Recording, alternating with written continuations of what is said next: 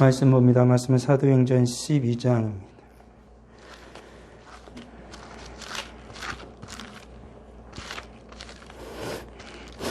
사도행전 12장 1절부터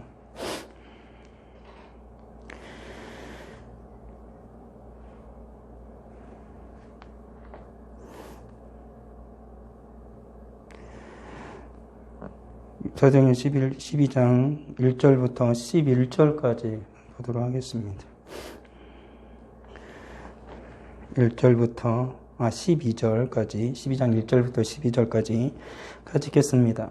그때 헤롯 왕이 손을 들어 교회 중에서 몇 사람을 해하려 하여 요한의 형제 야고보를 칼로 죽이니 유다인들이 이 일을 기뻐하는 것을 보고 베드로도 잡으려 할세 때는 무교절 기간이라. 잡음에 옥에 가두어 군인 4씩 내 패에 맡겨 지키고 6월절 후에 백성 앞에 끌어내고자 하더라. 이에 베드로는 옥에 갇혔고 교회는 그를 위하여 간절히 하나님께 기도하더라. 헤롯이 잡아내려고 하는 그 전날 밤에 베드로가 두 군인 틈에서 두 쇠사슬에 매여 누워 자는데 바스꾼들이 문 밖에서 옥을 지키더니 우연히 제사자가 나타나매 옥중의 광채가 빛나며 또 베드로의 옆구리를 쳐 깨워 이르되 급히 일어나라 하니 쇠사슬이 그 손에서 벗어지더라. 천사가 이르되 띠를 띠고 신을 신으라 하거늘 베드로가 그대로 하니 천사가 또 이르되 겉옷을 입고 따라오라 하는데 베드로가 나와서 따라갈세 천사가 하는 것이 생시인 줄 알지 못하고 환상을 보는가 하니라. 이에 첫째와 둘째 파수를 지나 시내로 통한 쇠문에 이르니 문이 저절로 열리는지라. 나와서 한 거리를 지나매 천사가 곧 떠나더라. 이에 베드로가 정신이 들어 이르되 내가 이제야 참으로 주께서 그의 천사를 보내어 나를 헤롯의 손과 유대 백성의 모든 기세에서 벗어나게 하신 줄 알겠노라 하여 깨닫고 마가라는 요한의 어머니 마리아의 집에 가니 여러 사람이 거기에 모여 기도하고 있더라. 아멘. 오늘 말씀은 예루살렘의 교회의 영적인 지도자들을 이제 본격적으로 이제 공격하고 해하려 하는 이제 악한 세력들의 그런 모양이 그려지고 있고, 그리고 그 가운데서 하나님께서 그들을 어떻게 보호하시고 계시는지를 또한 보여주고 있습니다. 이미 앞서 예루살렘 교회는 주님의 은혜로 말미암아 큰 부흥을 경험했고, 그 부흥과 함께 극심한 고난과 그리고 핍박이 있어서 스데반의 죽음 이후로 예루살렘 교회는 많은 이들이 흩어졌습니다.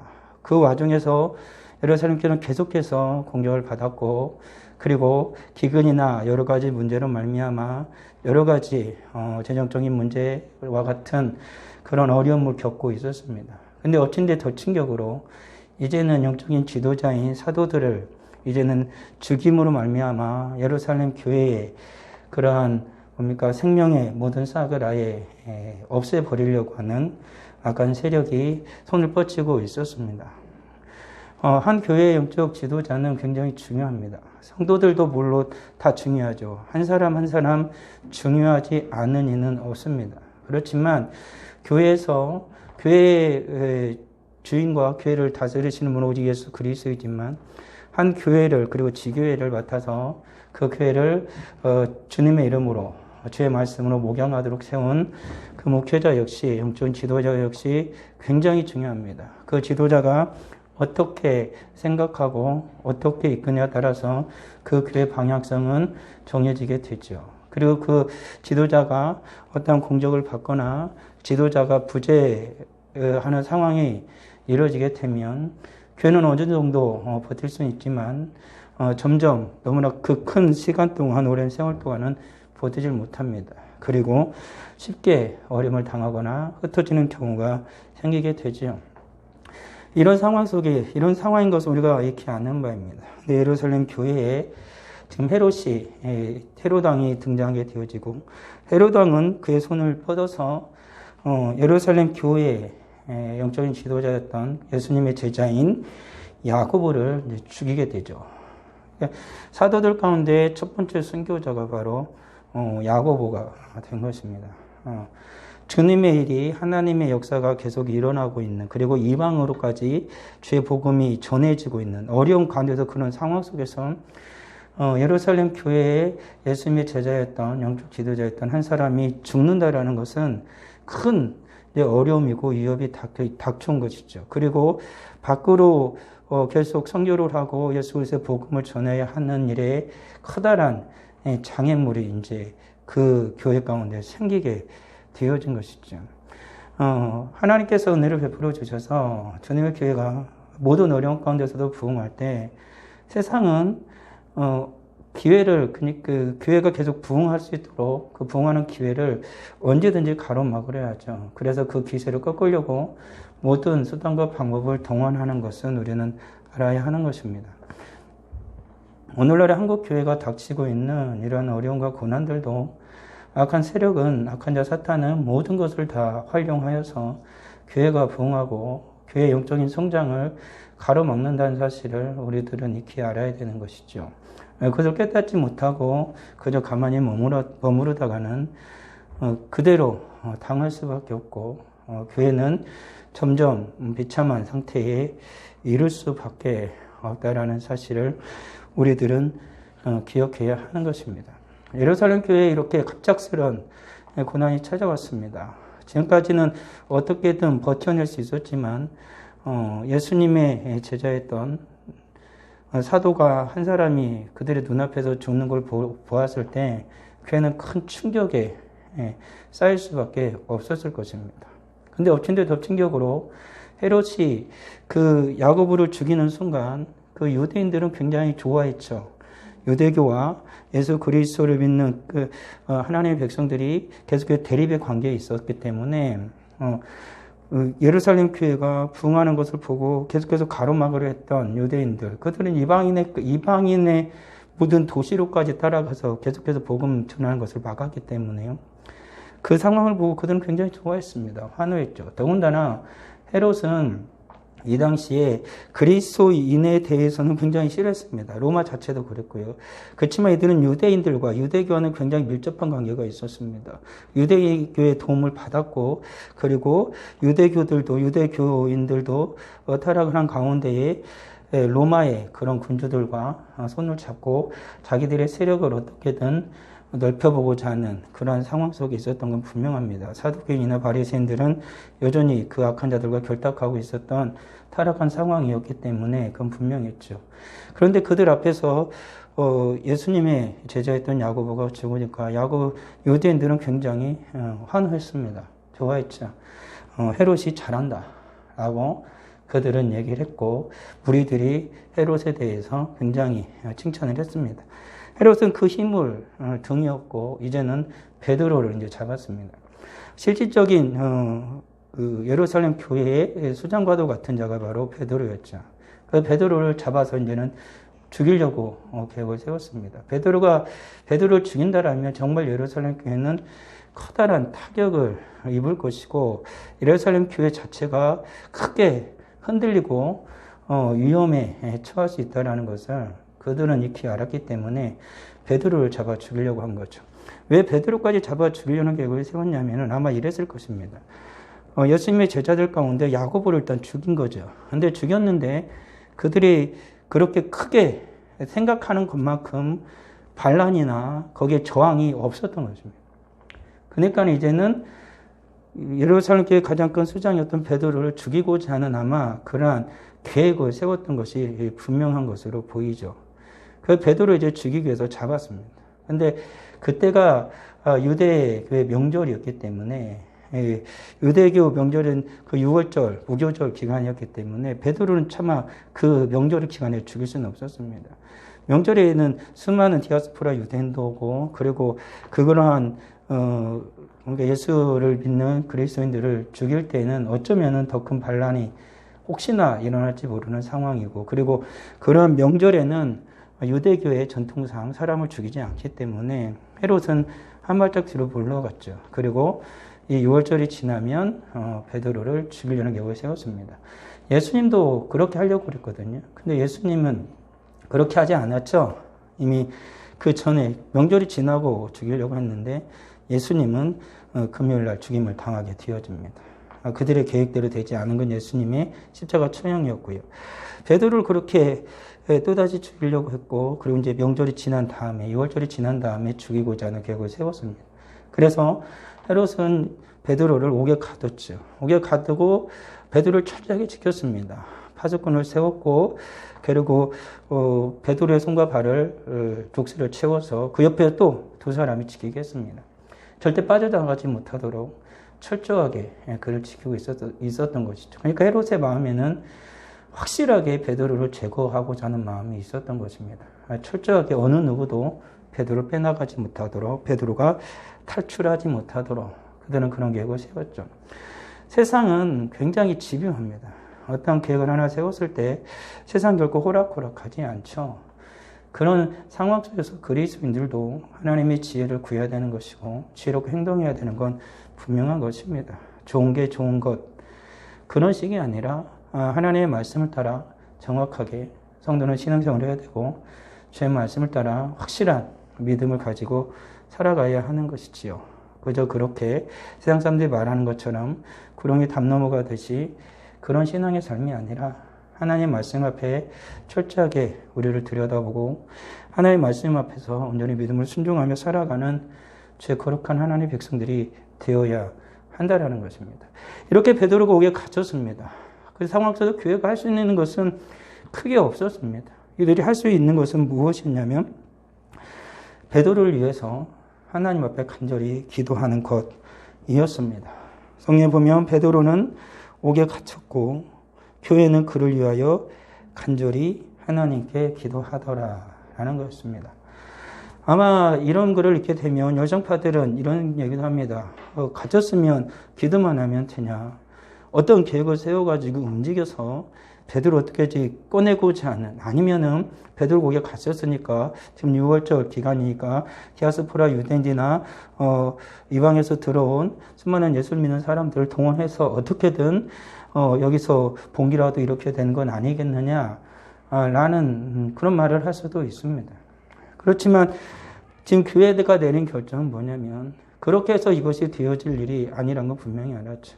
이미 헤롯의 그러한 상황에 대처해서 수많은 사람들을 모은다 그래서 그들이 베드로를 구출할 수도 없고 오히려 그것이 교회에 더 큰 위협이 될 수도 있습니다. 만약 그것이 성공을 한다면 어느 정도 괜찮을지 모르지만 실패로 돌아가는 예루살렘교회는 완전히 피바다가 될 것입니다. 색출하기 위해서 모든 자들을 다 불러들이겠죠. 그리고 피바람은 온 교회에 예루살렘 거리에 그대로 남게 될 것입니다. 마치 로마의 대화재가 났을 때 그 잘못을 내려오는 그 잘못을 돌리기 위해서 그리스도인들이 불을 질렀다라는 핑계를 삼아가지고 대학살이 있었던 것과 같이 그런 일들은 반드시 일어났을 것은 불을 보듯 뻔한 것이지요. 그런 상황 속에서 교회는 하나님을 오직 의지하는 것이었습니다. 오늘 살아가는 그리스도인 삶도 그렇습니다. 그릇된 것에 바르지 않은 것에 대해서는 오늘날에는 이때와 같은 상황이 아니기 때문에 분명히 바른 말을 해야 됩니다. 틀린 것과 그릇된 것을 분명히 우리는 지적을 해야 되고 그것에 대해서 잘못되었다라고 우리는 말을 해야 되는 것이죠. 소리를 내야 되는 건 맞는 것입니다. 그렇지만 성도가 그리고 교회가 반드시 잊지 말아야 할 건 뭐냐면 하나님께 먼저 간절히 기도하는 것입니다. 하나님의 도움이 없다라면 우리가 하는 모든 노력들은 숲으로 돌아갈 것입니다. 인간이 하는 모든 노력, 그것이 이기게 하는 것이 아니라 하나님께서 이기게 하는 것입니다. 인간은 칼과 창을 들고 싸우지만 그 모든 것을 이기게 하시는 분은 오직 하나님이시다 라고 성경 분명하게 우리에게 말하고 있기 때문이죠.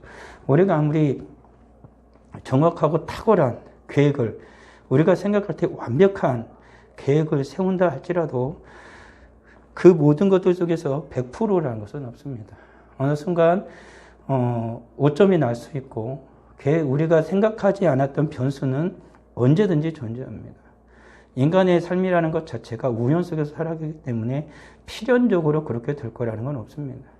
그 모든 상황 속에서 필연적으로 모든 것을 이루시고 완벽하게 이루시는 분은 하나님밖에 없기 때문에 우리가 세운 모든 것들이 100% 완전해 보일지라도 그 100%가 전정 100%가 되기를 원한다면 하나님께 기도하는 것, 하나님의 도우심이 있을 때만 우리가 생각한 100%가 진정 하나님이 허락하시는 100이라는 것이 되는 것이죠. 그것을 잊고 살아갈 땐 우리는 결과적으로는 실패할 수밖에 없습니다.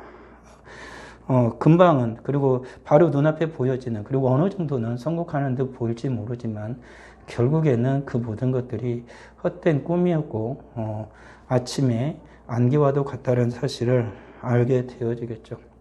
그러기 오늘 살아가는 우리 사랑하는 성도들이 하나님 앞에서 반드시 행해야 할 건 뭐냐면 기도라는 것입니다. 저도 이렇게 말은 쉽게 하지만 기도하라 하는 것이 사람들은 쉽다라고 얘기합니다. 언제든지 할 수 있고 그리고 시간을 내서도 할 수 있다고 생각하지만 주님 앞에 간절히 기도한다라는 것은 내가 생각하는 건 쉽지만 주님 앞에 직접적으로 나아가 신령과 진정으로 예비하고 기도한다는 것은 결코 쉬운 것이 아닙니다. 저도 어제 노예가 있어서 오랜만에 설교를 듣죠. 목사는 설교 들을 일 거리 없으니까. 제가 설교를 듣는데 노예에서 설교는 짧습니다. 저는 수예배의 설교보다 훨씬 짧습니다. 근데 제가 설교를 들으면서 참 많은 걸 깨달았습니다. 설교를 듣는 게 쉽지 않구나 라는 걸 알았습니다. 집중한다라는 것이 쉽지는 않구나 라는 걸 알았습니다. 그러면서 교회 성도들이 긴 시간 동안 설교를 듣는 게 참 대단하다 라는 생각을 했던 것이죠. 물론 제가 학부 시절에는 계속 매일매일 예배를 드렸으니까 새벽에 드리고 채플 드리고 그러면 하루에 2번씩 예배 드리기도 하고 또 그 수업 시간에 또 그런 시간이 있으면 또 수업 시간 예배도 드리고 그렇습니다. 그런 때는 잘 몰랐는데 요즘에는 좀 그렇습니다. 그래서 드리면서 영과 진리로 정말 집중해서 예배를 드린다는 것이 얼마나 힘든 것인지, 더군다나 교회에서 무슨 일을 하면은 제가 이제 어떤 걸 맡았기 때문에 그것을 하기 위한 생각을 하고 있는 상태에서 온전히 집중해서 예배를 드린다는 것도 참 힘들다는 걸 알았습니다. 오늘날 살아가는 성도들이 그런 상황이거든요. 오직 예배만 드려야지. 예배만 집중하다. 마치 제가 신학교 때처럼 신학을 하면서 하나님의 말씀만 읽고 기도만 하고 그렇게 집중해서 살아가는 게 아니라 각자의 생활의 터전에서 일을 하다 살아가죠. 학교 다니는 학생은 공부를 하다 옵니다. 와가지고 여기 와서 오직 예배에 집중한다. 하나님의 말씀에 집중한다. 그건 결코 쉽지 않겠구나 라는 생각을 충분히 했죠. 그럼에도 불구하고 느끼는 건 뭐냐면 정말 어리석은 거라는 거죠. 정말 하나님 앞에 예배에 집중해야 되고 은혜를 받아야 되는데 이러지 못하는 나의 모습이 참 안타까움을 떠나서 비참하다라는 생각을 했습니다. 더군다나 기도하는 우리의 삶이 주님 앞에 온전하지 못하게 되어질 때 우리의 기도는 하나님 앞에 진정으로 드려지는 기도가 아니라 허공을 치는 것과 같은 기도가 될 수 있는 위험성이 있다는 것이죠. 그러기에 이런 모든 위기 속에서 이들이 하나님 앞에 간절히 기도한다는 건 뭐냐면 이들의 기도가 오직 하나님께 집중하길 원했던 것입니다. 베드로가 잡혀가고 야고보는 죽었습니다. 그리고 주변에서는 굉장히 로마의 군대들이 아마도 지키기 위해서 거리를 돌아다니고 있었겠죠. 그는 위기 가운데 이들은 모였습니다. 언제든지 들통날 수도 있고 들킬 수도 있었죠. 그래서 이들이 기도하는 모습을 보게 되면 문을 안에서 걸어 잠그고 기도했다고. 그리고 사람이 찾아왔을 때 문을 살짝 열고 누군가 감시를 해야만 했습니다. 그런 상황 속에서 하나님께 온전히 집중하여 기도한다라는 것. 오직 하나님께 마음을 모으고 모든 자들이 간절함으로 하나님께 기도한다라는 것. 그건 결코 쉽지 않았을 것으로 생각이 됩니다. 오늘날 살아가는 성도들도 그렇습니다. 이렇게 수많은 일들과 어려운 가운데 처한 속에서 어느 종어는 집중하여 하나님께 기도할 수 있지만 조금 더 긴 시간이 지나고 그리고 더 깊은 기도로 들어가야 하는 그때에 모든 세상의 어려움과 힘들 때문에 때로는 그 생각으로 다시 마음을 빼앗기기도 하고 때로는 너무나 힘든 몸을 이끌고 왔기 때문에 졸음이 찾아오고 고개를 떨구기도 하고 깊은 잠에 빠져들기도 합니다.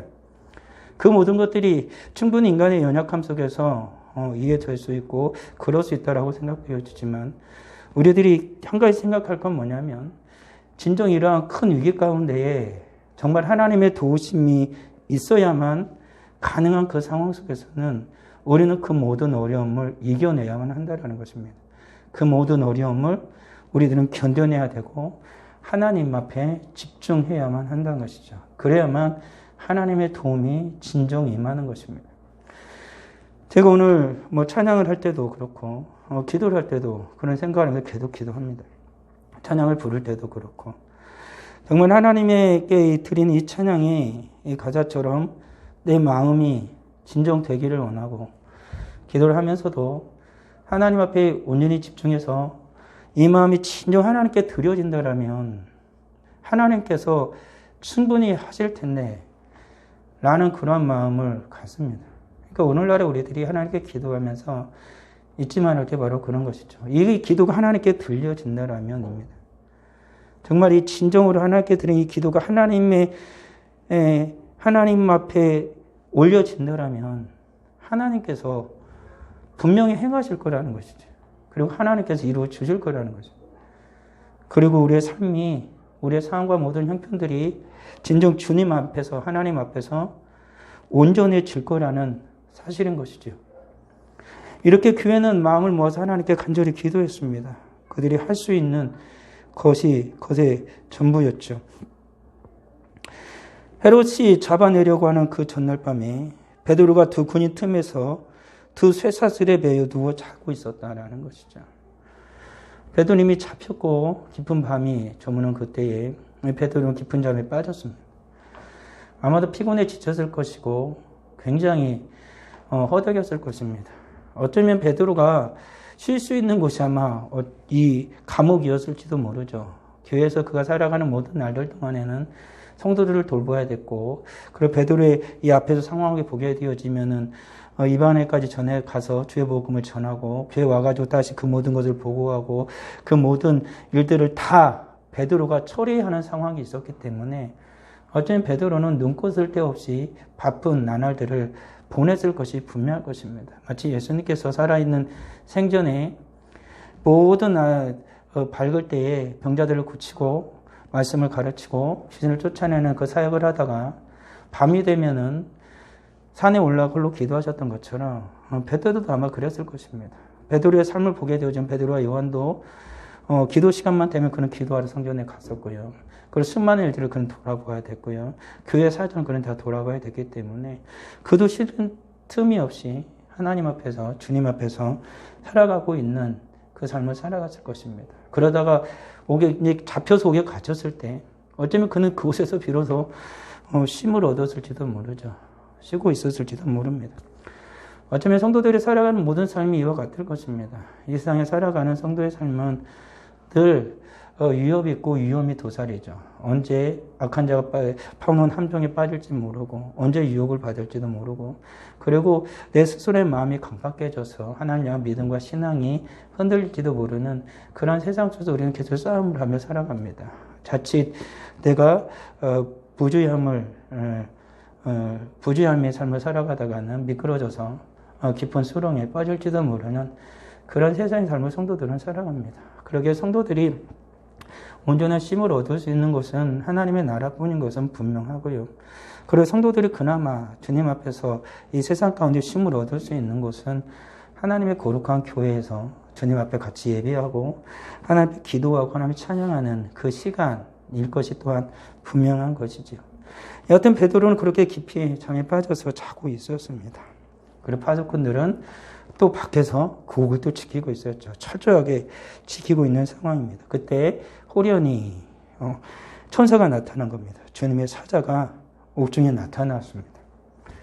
베드로는 그것도 알지 못하고 자고 있었고 천사는 나타나서 베드로의 옆구리를 쳐서 깨웠다라고 말합니다. 깊이 잠들었던 거죠.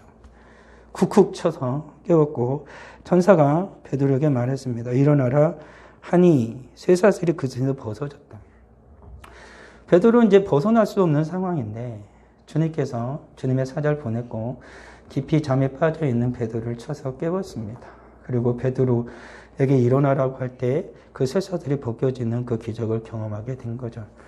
하나님의 도우심은 분명합니다. 오늘 성경에 보면은 베드로가 하나님께 도움을 구했는지 예수님께 도움을 구했는지 이 옥에서 빠져나게 되려고 도움을 구했는지 그것은 나타나지 않습니다. 교회가 기도하는 내용도 어떻게 기도했는지 내용은 나타나지 않습니다. 단지 하나님께 간절히 기도했다라는 것입니다. 무슨 내용으로 어떻게 기도했는지 우리는 알 수 없겠으나 하나님께서는 이들이 기도하는 것을 하나님 받으셨다라는 것이고 또한 하나님께서 이들이 기도하는 모습을 보시고 하나님께서는 베드로를 그 옥에서 건지셔야 한다라고 하나님은 충분히 하나님께서 계획하셨기 때문에 베드로를 그 옥에서 건져내려고 하나님께서 천사를 보내신 것이죠. 일단 하나님께서는 이들의 기도를 들으셨다고 저는 믿습니다. 이들이 하나님 앞에 보여지는 그들의 모습 속에서 하나님은 베드로를 죽일 수가 저들의 손에서 죽음에 이르게 할 수 없다라고 하나님은 분명히 결정을 하신 것이고 그래서 베드로를 살리신 거죠. 우리의 삶도 그렇습니다. 우리 하나님 앞에 여러 가지 기도를 합니다. 그렇지만 온전한 기도와 진정한 주 앞에 간절한 기도를 드린다라면 하나님께 우리의 기도를 들으실 것이고 때로는 우리가 하나님 앞에 드리는 그 기도가 어떠한 내용이고 무슨 내용인지는 각각 다를 테니까 여러 가지 기도를 드리겠으나 하나님께 진정으로 우리의 기도가 드려진다면 하나님께서 우리의 삶 가운데에 우리들이 살아가는 모든 것들 가운데 필요한 그 일을 하나는 반드시 이루실 거라는 사실이죠. 우리의 손과 발을 묶고 있던 그 족쇄가 풀려지도록 하나님께서 역사해 주실 거라는 것입니다. 세상의 수많은 것들로 말미암아 때는 죄악으로 말미암아 우리의 팔과 다리를 묶고 있던 그 족쇄를 주님께서 풀어 주실 거라는 사실입니다. 이와 같은 일이 가능하게 했던 것은 오늘 우리가 성경을 통해서 보는 것은 기도였다는 것입니다. 그래서 성도의 기도는 그래서 강력한 것이고 하나님의 교회의 기도는 그래서 강력한 것입니다. 우리가 극심한 어려움과 고난을 당하고 있을 때 온 교회가 진정 주님 앞에 하나님 앞에 간절한 마음으로 기도한다라면 한 개인과 가정이 주님 앞에 간절한 마음으로 기도한다라면 하나님께서는 그 기도를 들으실 것이고 하나님께서는 그 기도에 합당하게 반드시 역사해 주실 것이며 하나님의 살아계심을 보여주실 거라는 것이죠. 그리고 어느 누구도 하나님의 뜻을 거슬려서 악한 일을 할 수 없음을 하나님이 보여주신다는 것입니다. 베드로는 그렇게 깨어나게 되어졌고 전사들은 이제는 띠를 띠고 신을 신으라고 말했습니다. 다 이제 아마 들어갔을 때 그냥 가만히 들어가지는 않았을 것입니다. 맞았을 것이고 어떤 피를 흘렸을지도 모르죠. 그러니까 만신창이가 되어져서 질질 끌려가서 그 족쇄에 채였을 것이고 그에게 그가 띠고 있던 옷도 다 풀어 헤쳐져서 띠 던져주고 신발도 그냥 집어 던져줬을지도 모릅니다. 그러니까 그런 모습으로 만신창이 모습으로 있었겠죠. 그 가운데 이제 그를 하여금 띠를 띠고 신을 신으라고 하고 그리고 나서 천사가 이제 이 겉옷을 입고 따라오라 한데 베드로가 나와서 따라갈세 라고 얘기합니다. 그러니까 천사가 하라는 대로 계속 한 겁니다. 그러니까 베드로는 지금 정신이 없는 거죠. 깊이 잠을 자다가 갑자기 천사 나타나서 하라고 그러니까 정신없이 그대로 따라서 했습니다. 오늘 말씀에 있는 것도 이게 꿈인지 생시인지 분간이 안 갈 정도죠. 그만큼 정신이 혼미한 상태였다라는 것입니다. 단순히 잠이 덜 깼다라고도 얘기할 수 있겠지만 그만큼 힘들고 지쳐서 지금 그대로 축 처져서 그 옥에 갇혀있는 상황이었다라는 걸 충분히 위로 짐작할 수 있는 것이죠. 만신창이가 된 것입니다. 아무것도 힘이 쭉 빠진 그런 상황 속에서 천사가 그렇게 하니까 이게 꿈인지 생신지 알지 못하고 천사가 하는 대로 따라갔고 그리고 베드로는 심지어 성경에 있는 것들이 환상이려니 생각을 했다라는 것이죠. 이거 환상인가 보다. 그러니까 베드로가 그 모습, 그 상황 속에서 그 되어지는 모든 것들이 천사가 하라는 대로 계속 하고 있었지만 이게 정말로 현실 세계 속에서 일어나는 일이라고 생각하지 않았다는 것이죠. 그래서 이게 환상인가 보다. 그러니까 이 환상이라는 것은 주님이 주시는 환상이고 어떤 편은 정말 죽을 날이 가까워지면 이게 헛것이 보이는 것처럼 그런가 보다라고 정도로 생각을 했다는 것이죠. 환상 속에서 일어나는 일이라고 생각을 했다는 것입니다. 우리도 가끔 그러죠. 이게 꿈인지 현실인지 분간이 안 갈 때가 있고 그래 되어진 일들을 보면서 와, 이 일이 정말로 주님께서 이루신 것을 보면서 기적과도 같은 그것을 경험할 때가 있는 것이죠. 하지만 하나님께서는 우리의 신앙의 삶 가운데 이와 같은 기적적인 일을 반드시 이루신다는 사실을 잊어서는 안 되는 것입니다. 하나님의 성도에게 늘 기적을 이루십니다. 우리의 구원부터가 기적이라고 말을 합니다. 그것처럼 하나님께서는 사랑하는 자녀들에게 이 땅에 살아가는 날들 동안 우리들이 상상할 수 없었던, 그리고 우리들이 도저히 계획할 수 없었던 일들을 하나님께서 이루시는 일들이 참 많다라는 것입니다. 그리고 그러한 일들이 성도의 삶 가운데 일어나는 것이죠. 그래서 성도들은 그 하나님이 하실 일들을 기대해야 되는 것이고, 그리고 그 하나님 앞에서 기도하는 것을 결코 쉬어서는 안 될 것입니다. 하나님께 기도할 때 하나님 그와 같은 역사를 이루시는 것이죠. 해와 같이 천사를 따라가는데 첫째와 둘째 파수를 지나 시내를 통해 세문에 왔다는 것입니다. 그러니까 베드로를 그냥 옥에 갇은 게 아니라 깊은 감옥에 갇은 거죠. 지하 감옥과 같은 곳에 가두어서 첫째 파수, 옥에서 파수꾼들이 지키고 문을 앞에 또 파수꾼이 지치고 또 그 지나면 또 파수꾼이 지치고 또 파수꾼이 지치는 것이죠. 그러니까 계속해서 옥문이 있었던 것입니다. 아주 깊은 곳에다 가두는 거예요. 절대로 못 도망가요. 아까 이제 사탄이 가끔 이럴 때가 있습니다. 너는 도저히 빠져나올 수 없는 상황에 처했다는 것이죠. 너는 이제는 네 앞에 남은 건 죽음밖에 없다. 너는 도저히 이곳에서 벗어날 수 없다. 라는 그러한 마음을 들게 하도록 사탄은 우리들을 그렇게 압박할 때가 있습니다. 스스로가 생각하더라도 도저히 헤어날 수 없는 그런 상황에 처했다는 것을 인지하고 감지할 때가 있는 것이죠. 베드로도 그랬습니다. 그리고 교회도 그걸 알았습니다. 그렇지만 애들은 기도했고 하나님께서는 악한 자가 가두었던 그 모든 옥문을 다 하나씩 열어버렸습니다.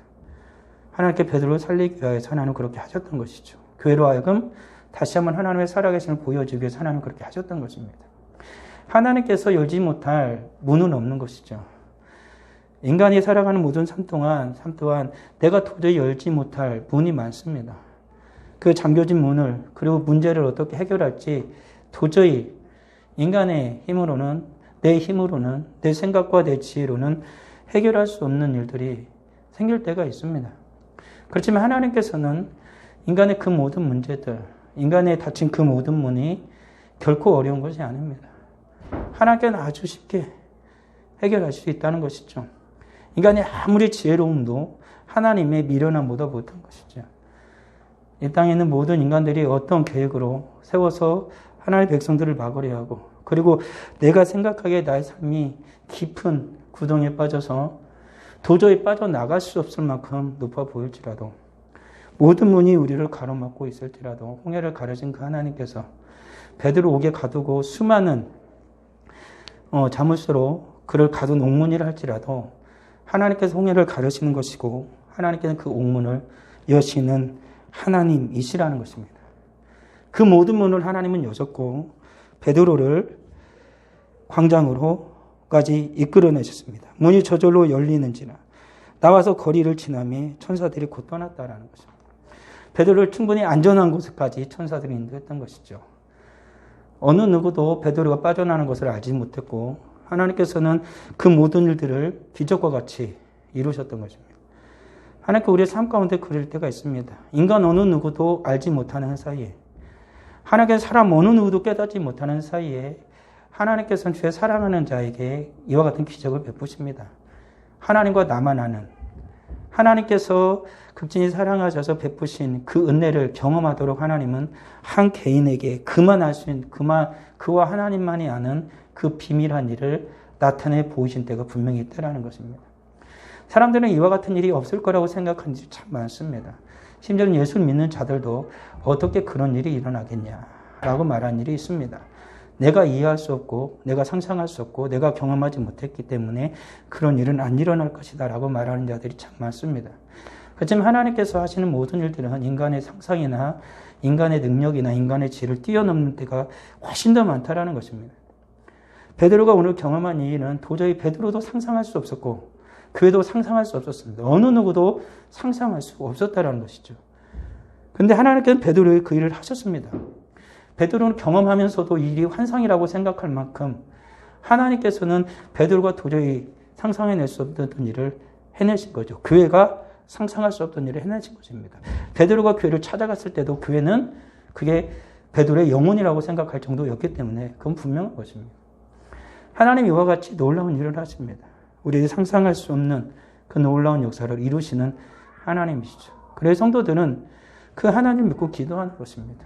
우리가 어렵고 힘든 모든 상황 가운데서 성도들이 할 수 있는 가장 큰 무기라는 건 뭐냐면 기도라는 것입니다. 하나님을 향한 간절한 기도. 하나님께서 이 모든 삶 가운데 우리를 건지시고 하나님의 영광이 드러나기를 원하는 간절한 기도는 하나님이 반드시 응답을 하시는 거죠. 베드로가 그제서야 정신이 들었습니다.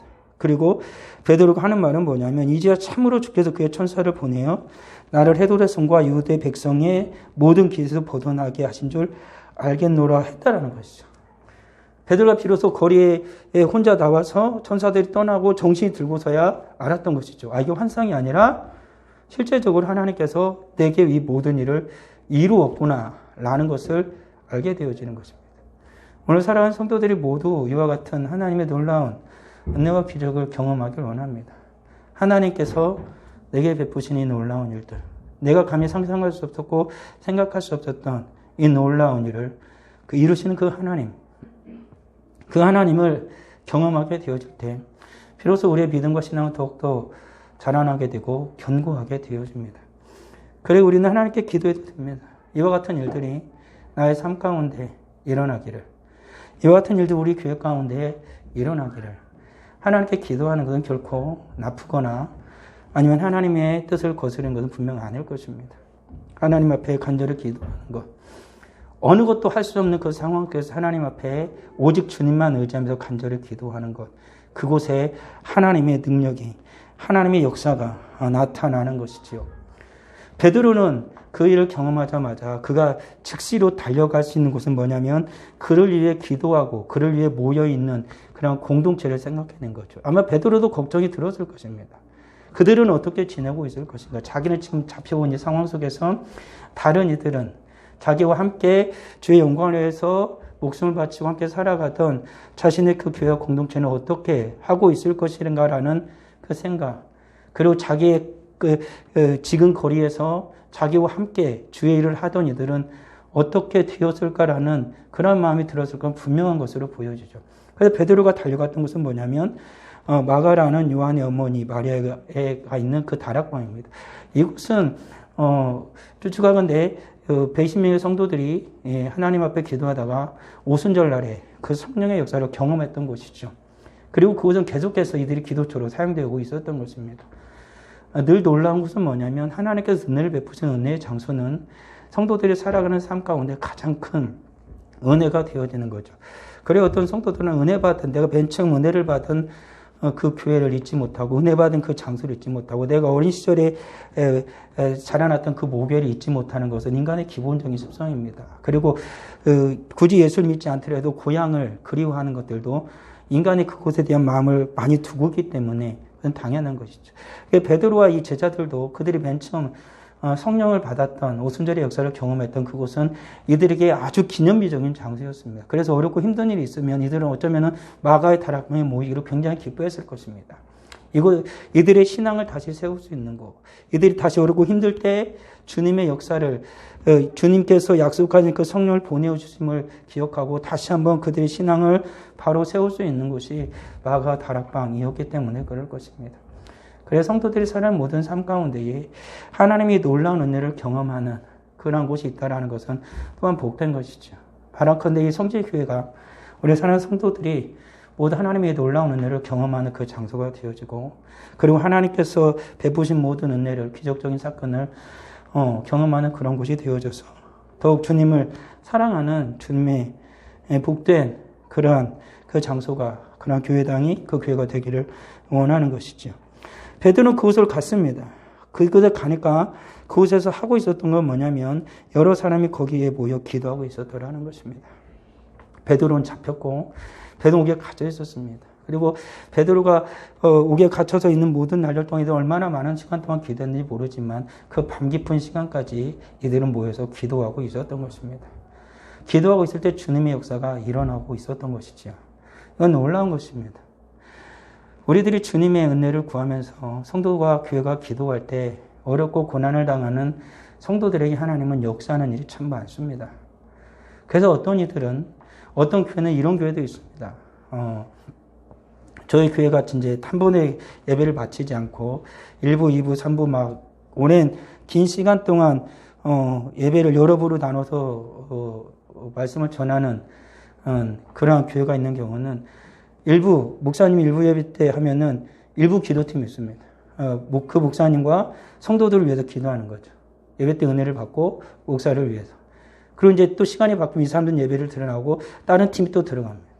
예배를 드린 이들과 그리고 또 그 목사를 위해서 기도하는 기도팀을 또 두는 거죠. 그것뿐만 아닙니다. 도구 기도팀을 둬서 어려움을 당한 성도나 고통당하는 성도가 있으면 기도팀을 짜가지고 그들이 매일 기도합니다. 그리고 기도 제목을 가지고 또 기도합니다. 하지만 그런 일들이 단순히 어떤 행위, 요식적인 것이 아니라 그런 일을 할 때, 그렇게 하나님 앞에 한 마음으로 기도할 때 하나님께서는 직접적으로 나에게는 어떤 일이 일어나지 않지만 그들의 기도를 통하여서 하나님께서 그들의 기도의 대상자에게 주님의 큰 역사가 하나님의 놀라운 일들이 일어나는 걸 하나님은 보여주시는 것이죠. 그리고 그런 대상자가 때로는 내가 될 수도 있는 것입니다.